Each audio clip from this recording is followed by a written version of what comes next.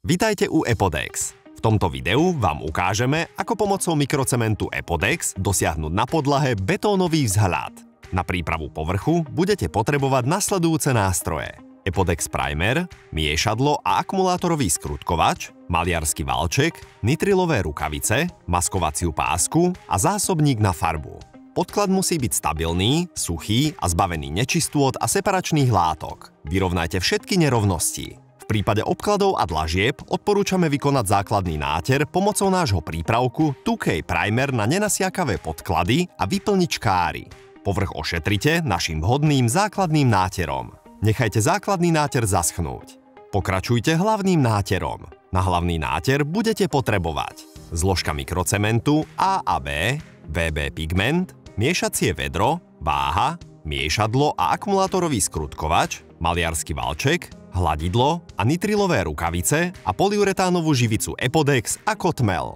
Hlavný povlak sa skladá z dvoch vrstiev. Zmiešajte mikrocementovú zložku A s veľkou zrnitosťou so zložkou B v uvedenom pomere miešania. Na zafarbenie materiálu použite pigment VB v odporúčanom množstve. Materiál vysypte a rozotrite pomocou hladidla.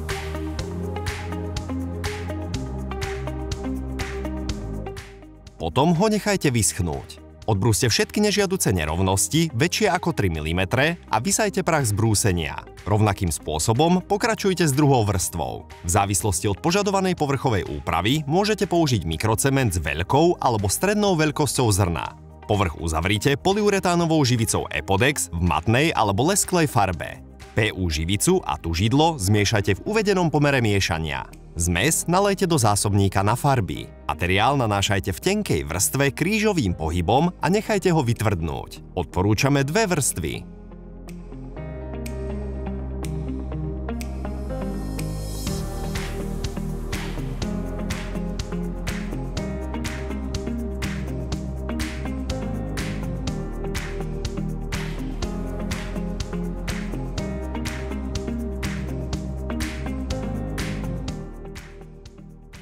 Podrobné informácie nájdete na stránke každého výrobku.